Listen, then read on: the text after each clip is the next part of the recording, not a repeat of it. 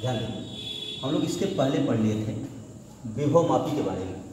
विभवमापी के सिद्धांत में आपने पढ़ लिया था V बराबर E बराबर KL, जहाँ K विभव प्रवणता था, पोटेंशियल ग्रेडियंट, ठीक ना, और यह लंबाई।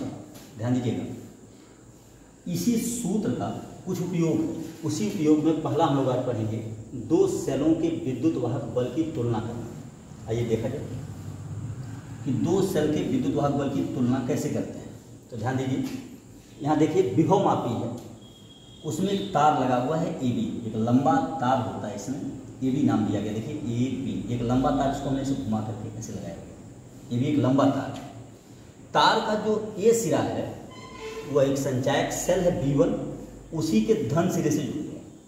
देख रहे हैं, उसका जो ऋण सिरा है, इस सेल का जो ऋण सिरा है वह एक कुंजी K1 और धारा नियंत्रक RS से होते हुए तार के दूसरे सिरे B से जुड़ जाता है। ठीक है, जिस तरीके से इसमें आप रचना किए ना, वही सेम बात आप इस पर लिखेंगे, कहेंगे ऐसे। कैसे कैसे आपने कहा, विभवमापी का में एक लंबा प्रतिरोध तार है AB, उस तार का जो A सिरा है वह संचायक सेल के धन से जुड़ा हुआ है। ठीक, संचायक सेल का जो ऋण सिरा है वह किससे जुड़ा हुआ, देखिए एक कुंजी K1 धारा नियंत्रक RH से होता हुआ तार के दूसरे सिरे B से जुड़ा हुआ है। ठीक है, आगे देखते हैं। जिन दो सेलों के विद्युत वाहक बल की हमें तुलना करनी होती है, जिन दो सेलों के विद्युत वाहक बल की तुलना करनी होती है, उन दोनों सेलों का जो धन सिरा, धन ध्रुव जो है, उनको A से जोड़ देते हैं। तार के सिरे किससे जोड़ेंगे आप, A से।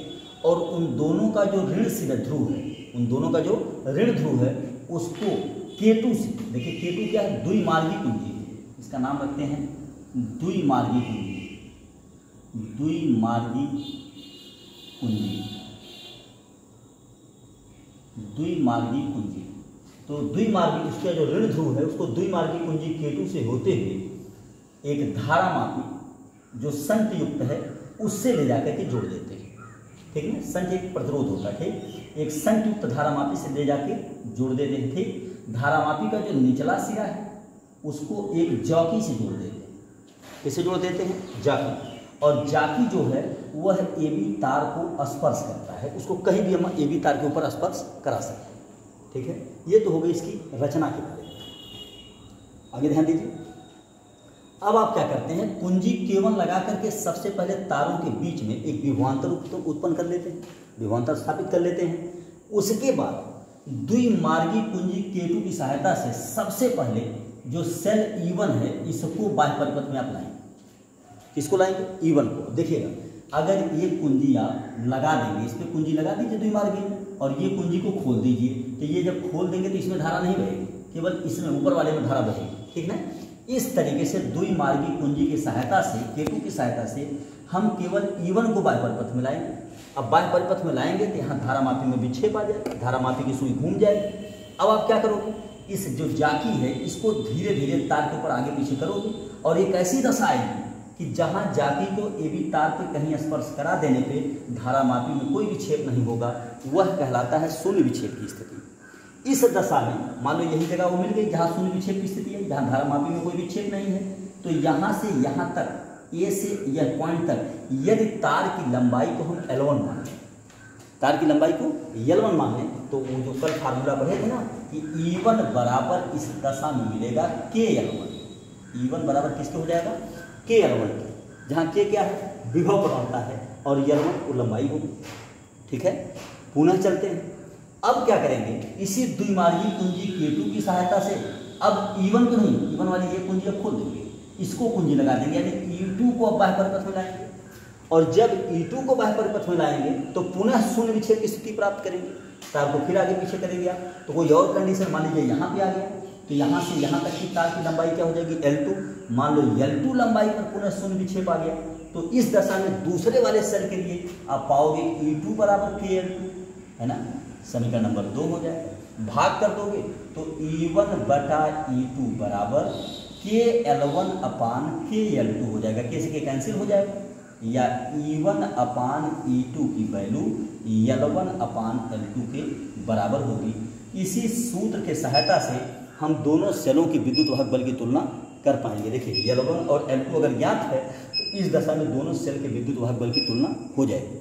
और इसके अलावा यदि इन दोनों सेलों में से किसी एक सेल का विद्युत वाहक बल ज्ञात हो तो हम दूसरे वाले सेल के विद्युत वाहक बल की गणना भी इसी सहायता से कर पाते हैं। ठीक है, अब हम इस बात को लिखते हैं। ठीक है, लिखा, चलिए लिखते हैं। लिख दिया हमने। देखिए पूरा जितनी बात हमने अभी बोला वो पूरी बात हमने इस पर लिख दिया। फिर से एक बार रिपीट करता हूँ मैं, ध्यान दीजिएगा। सबसे पहला जो विभव मापी, देखिए आप इस चित्र से ही बोलेंगे, सारी बात हमने जो अभी आपको पढ़ा है वही सेम बात हमने लिखा है। देखिए सबसे पहले विभव मापी का तार का जो सिरा ए और बी है उस दोनों सिरों के बीच में आपने किसको जोड़ा है। देखिए यहाँ पर सेल B1 है, कुंजी K1 है और धारा नियंत्रक RH, इसको जोड़ा है। जो सेल का सिरा प्लस वाला है, जो धन टर्मिनल इसका है, उसको किससे जोड़ा आपने, A से। जिन दो सेलों के विद्युत वाहक बल की आपको तुलना करनी होती है उनके धन ध्रुव को किससे जोड़ा आपने, A से। उनके ऋण ध्रुव को आप एक K2 से जोड़ दिया, यानी द्विमार्गी कुंजी से जोड़ दिया। उस कुंजी को ले जाकर के एक संयुक्त धारामापी से जोड़ दिया। धारामापी का जो निचला सिरा है, आप देख रहे हैं निचला, उसको एक जॉकी J से जोड़ देते हैं जो AB तार को कहीं भी स्पर्श कर सकता है। देखिए यहाँ तक हमने AB तार को कहीं भी स्पर्श करा सकते हैं, ये बात हो गई। अब क्या करते हैं, AB जो तार है उसके सिरों पर कुंजी K1 लगा करके सबसे पहले आप सिरों के बीच क्या स्थापित करेंगे, विभवांतर।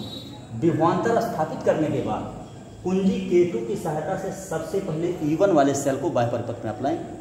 जब E1 वाला लाएंगे यानी इस कुंजी को आप क्या करेंगे, खोल देंगे और इस कुंजी को आप लगा देंगे। तो जब इसमें ऐसे कुंजी लगा देंगे तो सेल E1 में धारा बहेगी और धारा जब बहेगी तो जाकी को AB तार के ऊपर आगे पीछे सरका करके आप शून्य विक्षेप की स्थिति प्राप्त करेंगे। यदि यह स्थिति A से कितनी दूरी पर मिले, L1, तो हम कह सकते हैं E1 बराबर KL1। जो कल वाला फार्मूला था वहाँ से E1 बराबर KL1। ठीक, जहाँ K क्या है, विभव प्रवणता है, पोटेंशियल ग्रेडियंट। आगे बढ़ते हैं। इसी प्रकार अब कुंजी E1 को खुला छोड़ देंगे और E2 को लगा देंगे। अब E2 को ध्यान देखिए, K2 को जब यहाँ कुंजी लगा देंगे ना तो इसमें धारा नहीं बहेगी, E2 में बहेगी। यानी कुंजी K2 की सहायता से E2 को बाह्य परिपथ में आप लाइए। जब इसको लाएंगे तो पुनः आप जो धारा बहेगी तो उसको फिर जाकी को आगे पीछे आप सरकाएंगे और सरका करके पुनः शून्य विक्षेप की स्थिति लाएंगे। यदि वह स्थिति A से कितनी दूरी पर मिले, L2 दूरी पर। देखिए शून्य विक्षेप की स्थिति आप लाए यहाँ पर, A से कितनी दूरी पर, L2 दूरी पर मिले, तब क्या होगा, तो E2 का मान KL2 के बराबर होगा। इक्वेशन 2 बना दीजिए, भाग दे दीजिए। E1 बटा E2 का मान KL1 अपान KL2 हो जाएगा, K से K कैंसिल हो जाएगा। E1 अपान E2 की वैल्यू L1 अपान L2 के बराबर होगी। इस सूत्र की सहायता से दोनों सेलों के विद्युत वाहक बल की हम तुलना कर पाते हैं। इसके अलावा एक और बात है, यदि इन दोनों सेलों में किसी एक सेल का विद्युत वाहक बल आपको पहले से ज्ञात है तो जो दूसरा वाला सेल है उसके भी विद्युत वाहक बल की गणना कर पाते हैं। ठीक है।